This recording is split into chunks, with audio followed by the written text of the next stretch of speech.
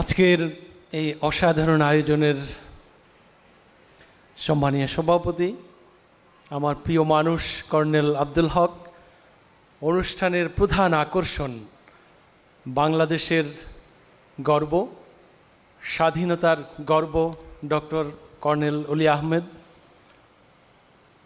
আছেন উপস্থিত, যিনি এতক্ষণ ধরে আমার মনে হয় বাংলাদেশের ইতিহাসে একটি অসাধারণ বক্তব্য, আমি যাকে বলি সাহসের ভাষ্যকার কবি আব্দুল হাই শিকদার। শ্রদ্ধেয় উপস্থিতি, স্বাধীনতা, সৈনিক এবং সাহস এই তিনটি শব্দ মনে হয় খুব জড়িত।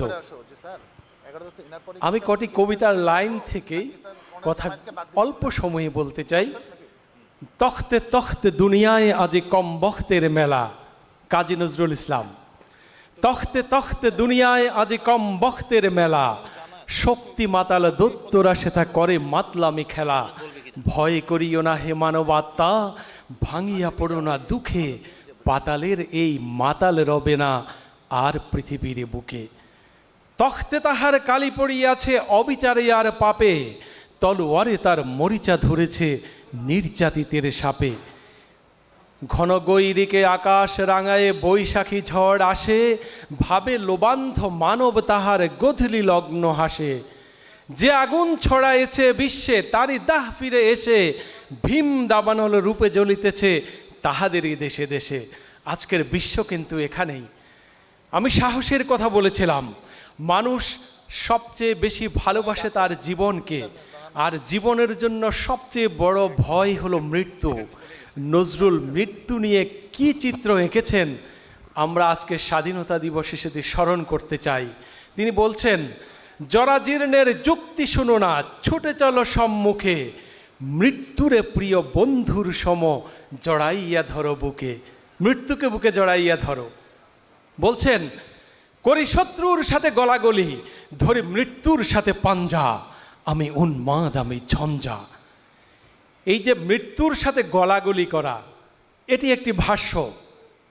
আরেকটি ভাষ্য কি, উহারা চাহুক দাসের জীবন, আমরা শহীদি দরজা চাই, নিত্য মৃত্যু ভীত ওরা মোরা মৃত্যু কোথায় খুঁজে বেড়ায়। মৃত্যুকে খুঁজে বেড়ায় নজরুল। ওরা মরিবে না যুদ্ধ বাদিলে, লুকাইবে ওরা কচুবনে, দন্ত নখরহীন ওরা তবু কোলাহল করে অঙ্গনে। মোরা বাংলার নবযৌবন মৃত্যুর সাথে সঞ্চরী, এখানে মৃত্যুর সাথে সাঁতার কাটে। মোরা বাংলার নবযৌবন মৃত্যুর সাথে সঞ্চরী, উহাদের ভাবি মাছি পিপিলিকা, মারি না কোথায় দয়া করি। কি অসাধারণ বাণী।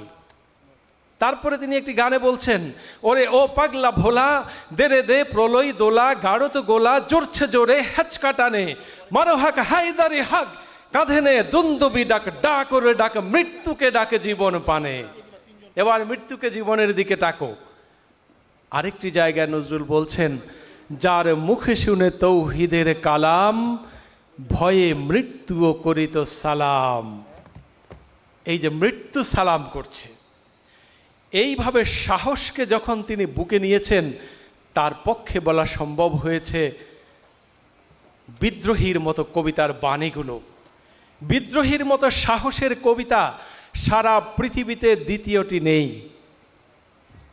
এই বিদ্রোহীর সাহসকে যদি আমরা আমাদের বুকে ধারণ করতে পারি, আমরা যদি আমাদের স্বাধীনতার জন্য এই বিদ্রোহীকে লালন করতে পারি, তাহলে আমাদের স্বাধীনতাকে আঁচড় বসানোর ক্ষমতা হয়তো কারো হবে না।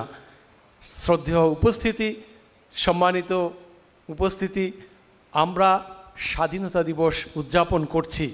এই স্বাধীনতার অর্থ যেভাবে মানব জাতির কাছে এসেছে, বাংলাদেশ কেন যেন সেই অর্থে একীভূত হতে পারিনি।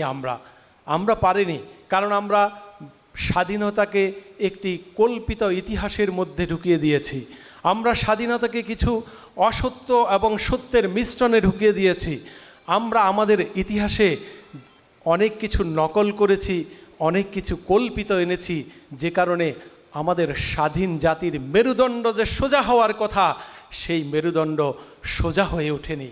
আমাদের সময় এসেছে, আমরা সত্যকে সত্য বলতে চাই, মিথ্যাকে মিথ্যা বলতে চাই। সত্য এবং মিথ্যার মাঝখানে যা রেখাটি, সেটিকে আমরা নির্মাণ করতে চাই। সাদা এবং কালোর মাঝখানে যে রেখাটি, সেটিকে আমাদের নির্মাণ করতে চাই। তাহলে আমরা সেই সত্যের কাছে যেতে পারবো, যেই সত্যটি স্বাধীনতা আমাদের দিতে চেয়েছে। আমরা স্বাধীনতার চেয়ে আর কোনো কিছুকে ভালোবাসি না জীবনের জন্য, কারণ আমরা পাখির মতো, পাখির ডানার মতো। আমি আমার একটি কবিতা পড়ে শেষ করছি। কবিতাটির শিরোনাম স্বাধীনতা গল্পগুলো রক্তে ভেজা।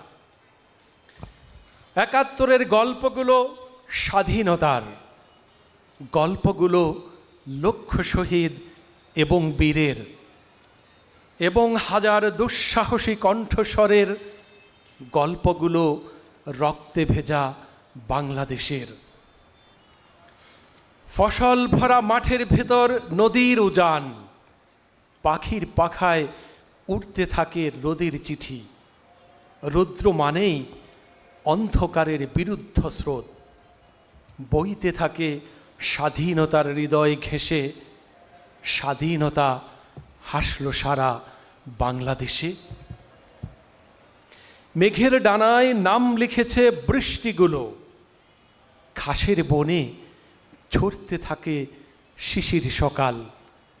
মাটির গন্ধে বুক ভরানো কৃষক শ্রমিক দেশের তরে জীবন দিল মুক্ত হেসে।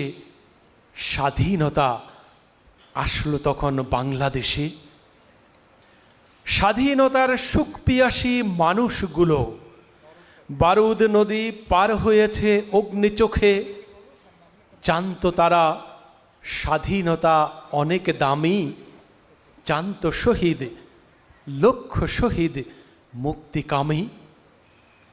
বাংলাদেশের আকাশ আমার প্রাণের আকাশ, সেই আকাশে লাল সবুজের এক পতাকা। উড়ছে স্বাধীন সার্বভৌম বাংলাদেশে, উড়ছে স্বাধীন সার্বভৌম ভাটির দেশে। প্রাণের চেয়ে প্রিয়তম বাংলাদেশে। ধন্যবাদ।